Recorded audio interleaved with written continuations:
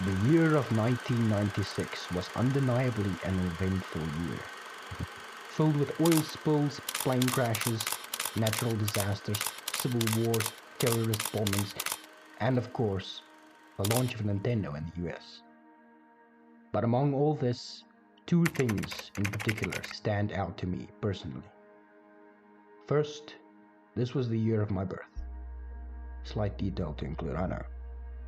Second, the world lost a force of inspiration to which few people could ever compare. Carl Sagan. Even though I could never meet him, his message has echoed through time on the electronic bits of the internet to instill thundering awe and appreciation for the cosmos in the bioelectric signals between my neurons. The thoughts, ideals, beliefs, and values this great man displayed in his lifetime have vibrated through reality to change the course of my life and probably countless others. His most impactful words, to me at least, was a piece from his book Pale Blue Dot, inspired by an image taken by Voyager 1 on 14th February 1990. Voyager 1 was 6.4 billion kilometers away from Earth when it captured this iconic portrait of our world. We are that dot. From this distant vantage point, the Earth might not seem of any particular interest, but to us, it's different.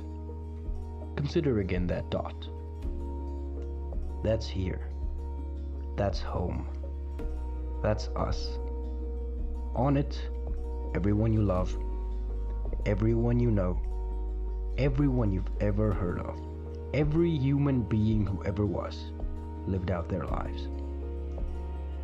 The aggregate of our joy and suffering, thousands of confident religions, ideologies, and economic doctrines, every hunter and forager, every hero and coward, every creator and destroyer of civilization, every king and peasant, every young couple in love, every mother and father, hopeful child, inventor and explorer, every teacher of morals, every corrupt politician, every superstar, every supreme leader, every saint and sinner in the history of our species lived there, on a mote of dust, suspended in a sunbeam. The full quote is linked in the description. It's soul-crushingly beautiful, being everything and nothing at the same time. So what did Sagan teach me? Everything is connected, in a very real sense. To me, our connection to the cosmos is as deep as anything could ever be. The DNA we share with each other and the animal kingdom is a molecular connection to nature, to the cosmos. But the atoms we share with the stars, is this not even deeper? Is this not a form of shared atomic DNA? It's the building blocks of everything we see. You are about 60% water. Water is made of one hydrogen atom and two oxygen atoms. The same hydrogen that fuels nuclear fusion in the core of Sol and every other star. This process forms the foundation for all energy exchange on this planet, the source of all life, including you. What if there is an even deeper form of DNA than atomic? What would that be? Quantum DNA? The endless quantum bubbling of virtual particles in dimensional fields of energy, dictating the randomness of all systems on the most fundamental levels of reality? Is this the connection we have to the very fabric of space-time itself? With the eternal abyss of the infinite void? With God? Whatever God might be. I don't know what caused all this to erupt into existence, but we know it did. And it led to this. This earth, this life, this time. This snapshot of infinity you are experiencing right at this moment. It's all connected to you. The iron in your blood is the same iron that will cause the death of 1 billion stars in the future. Iron being the first element that feeds on energy to fuse instead of releasing it. The oxygen you breathe is the same oxygen that was created from the out-breaths of ancient single-celled organisms that had no idea they were existing so that you one day can. The thoughts in your head, fueled by curated social structures and experiences that mean fuck all to the fabric of reality. In the grand scheme of things, we are nothing. Yet to ourselves, we are everything. How can a mind be so connected to the cosmos and yet so disconnected from reality?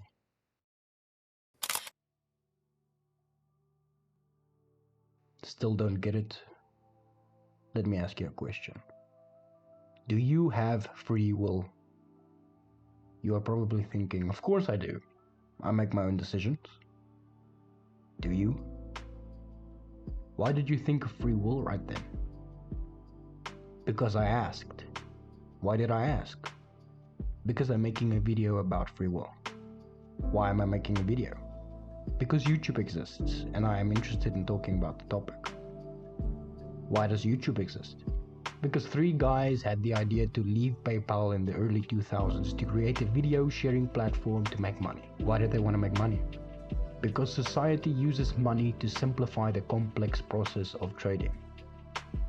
Why does society trade? Because we evolved to seek value, as this meant mutually increased survival odds in the old days. Why do we want to survive? Because natural selection favors surviving DNA. Why does natural selection favor surviving DNA? Because rotting DNA can spread. Why does blah blah blah? You get the idea. You can ask this question for every thought you have ever had, and I guarantee that you can come up with a reason why you have it, and a reason for the reason to exist.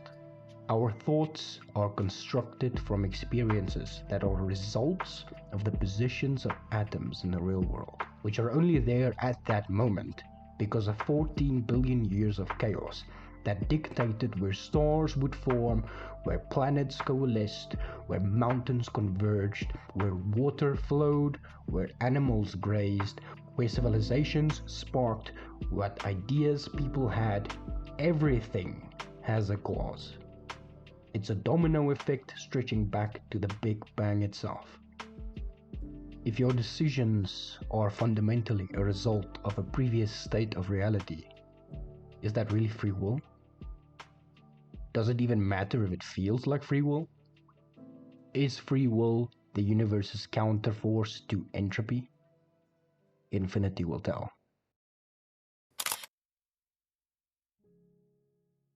This is all probably incredibly depressing to think about for most people. But I would like to shine a light for you in the ever-growing expanse. If we are ultimately, individually, infinitesimally small in the grand scheme of things, does that not mean that our fears and our pains are themselves infinitesimally small? If everything is predetermined, does this not mean that the purpose of life is to enjoy the present moment for what it is, and to appreciate your slice of this brief existence? To make the most of it for you, personally?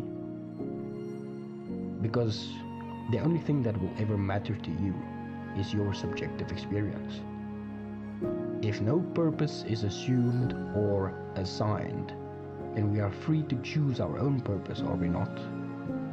With that free will we think we have. So observe the positions of atoms in your reality. Observe the opportunities the cosmos has conjured for you and act on them. This is your destiny.